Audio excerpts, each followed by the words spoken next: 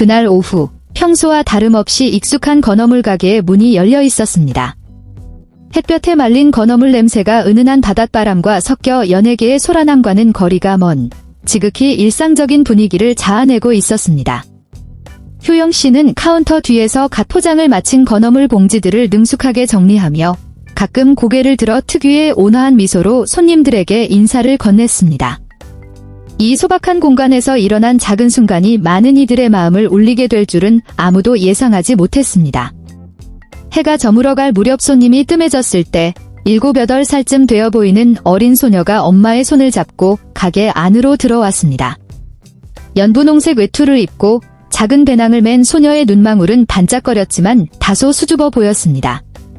소녀의 손에는 오랫동안 쥐고 있었던 듯 모서리가 살짝 구겨진 정성스럽게 접힌 작은 카드가 들려 있었습니다.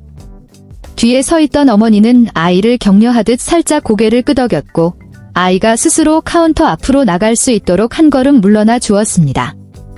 당시 효영 씨는 아래 선반에서 물건을 꺼내느라 몸을 굽히고 있었습니다. 고개를 들었을 때 눈앞에 서 있는 소녀와 눈이 마주치자 그는 조금 놀란 듯 했습니다. 우리 꼬마 손님, 건어물 사러 왔나요? 그는 아이와 눈높이를 맞추기 위해 몸을 낮추며 다정한 목소리로 물었습니다. 소녀는 고개를 저으며 두 손으로 카드를 꽉 쥐었습니다. 수줍음 때문인지 소녀의 얼굴은 빨갛게 달아올라 있었습니다. 잠시 정적이 흐른 뒤 소녀는 용기를 내어 효영 씨에게 카드를 내밀었습니다.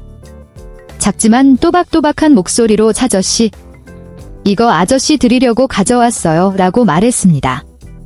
그 순간 효영 씨는 잠시 멈칫했습니다. 그는 평소의 예의 바른 습관대로 두 손으로 카드를 공손히 받은 뒤 아이에게 미소를 지으며 고맙다고 인사했습니다. 고마워요 라고 답하면서도 그는 여전히 무슨 상황인지 다 이해하지 못한 표정이었습니다. 소녀는 고개를 깊게 숙여 인사하고는 재빨리 엄마 곁으로 돌아갔습니다. 그제야 어머니가 다가와 수줍게 웃으며 설명했습니다. 우리 아이가 아저씨를 정말 좋아해요. 어제 저녁부터 아저씨한테 꼭 카드를 써서 가져다 드려야 한다고 난리였거든요. 그 말을 들은 효영 씨는 웃음을 터뜨렸지만 눈가에는 감동한 기색이 역력했습니다.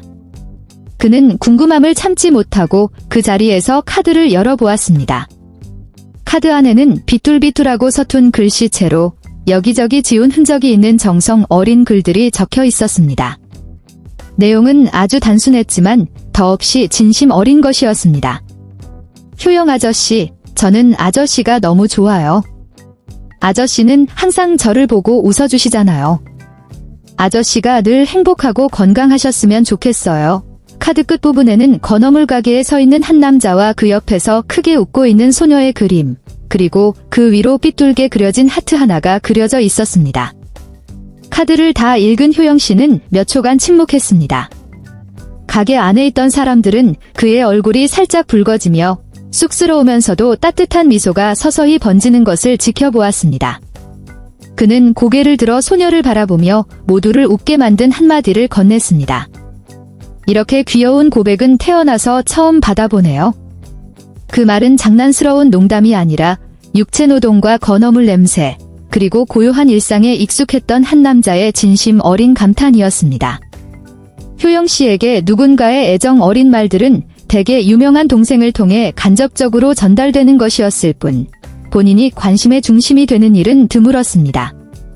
그렇기에 아이가 건넨 이 작은 카드는 그에게 아주 특별한 무게로 다가왔습니다. 효영 씨는 몸을 낮추어 소녀에게 다시 한번 고맙다고 말했습니다. 아저씨가 이 카드 정말 소중하게 간직할게요. 나중에 슬픈 일이 생기면 꺼내서 볼게요. 그 말을 들은 소녀는 환하게 웃었고 기쁨으로 눈을 반짝였습니다. 곁에 있던 어머니는 폐를 끼친 것 같다며 연신 미안해했지만 효영 씨는 손사래를 치며 자신이 받은 가장 귀한 선물 중 하나라고 화답했습니다. 가게 단골 손님들의 말에 따르면 이 소녀는 평소에도 어머니를 따라 자주 건어물을 사러 왔다고 합니다. 그때마다 효영 씨는 항상 고개를 숙여 인사하고 안부를 물었으며 가끔 아이에게 작은 말린 오징어를 선물로 주기도 했습니다. 아마도 그런 반복적인 친절이 한 아이의 마음속에 계산도 경계도 없는 순수한 애정의 씨앗을 심어주었을 것입니다. 두 모녀가 떠난 뒤에도 효영 씨는 한참 동안 카드를 손에서 놓지 못했습니다. 그는 카운터 뒤편 소중한 물건을 보관하는 서랍에 카드를 조심스럽게 넣어두었습니다. 왜 그렇게 작은 카드를 소중히 여기느냐는 질문에 그는 짧게 답했습니다. 아무런 목적이 없잖아요. 그냥 좋아서 주는 거니까요. 이 이야기는 동네에 빠르게 퍼졌고 그날 가게에 있던 사람들에 의해 공유되었습니다. 화려한 사진이나 연출된 영상은 없었지만 카드 한 장과 미소 한 자락에 담긴 소박한 이야기는 많은 이들의 마음을 훈훈하게 했습니다.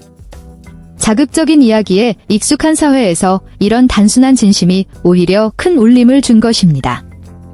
효영 씨를 잘 아는 이들에게 이 순간은 그의 성품을 그대로 보여주는 것이었습니다. 느리게 살아가며 작은 것들을 소중히 여기고 타인의 호의를 당연하게 여기지 않는 사람. 선배의 격려든 어린아이의 순수한 마음이든 그는 항상 같은 무게의 감사함으로 받아들였습니다. 또한 이 이야기를 통해 사람들은 효영 씨가 한 번도 자신만의 이미지를 억지로 만들어내려 하지 않았다는 사실을 새삼 깨달았습니다. 그는 TV에 자주 나오지도 않고 SNS로 사생활을 과시하지도 않습니다. 그의 삶은 오직 건어물 가게에서의 일은 아침과 늦은 저녁의 정리 속에 있습니다. 그렇기에 이 순진무구한 고백은 그에게 가장 뜻밖의 선물이 되었습니다. 카드를 받은 기분이 어떠냐는 질문에 효영 씨는 웃으며 말했습니다. 저도 이제 나이가 들었나 봅니다. 이런 걸 보면 마음이 자꾸 약해지네요. 그 말에 많은 이들이 웃음을 터뜨렸지만 동시에 가슴 한구석이 찡해짐을 느꼈습니다. 치열한 삶 속에서 우리 모두는 이처럼 조건 없는 사랑을 받는 순간이 필요하기 때문입니다. 소녀의 어머니는 아이가 전날 밤부터 무척 설레어했다고 전했습니다. 아이는 손이 아프고 글씨가 예쁘지 않아도 직접 카드를 고르고 한 글자 한 글자 적어 내려갔습니다. 효영 아저씨가 항상 자기 이름을 기억해주고 학교 생활이 즐거운지 물어봐 주어서 아저씨를 기쁘게 해주고 싶었다는 것이 아이의 전부였습니다. 이야기는 큰 반전이나 거창한 결말 없이 조용히 마무리되었습니다. 하지만 그 평범함이 오히려 듣는 이들의 마음속에 오래도록 머물렀습니다.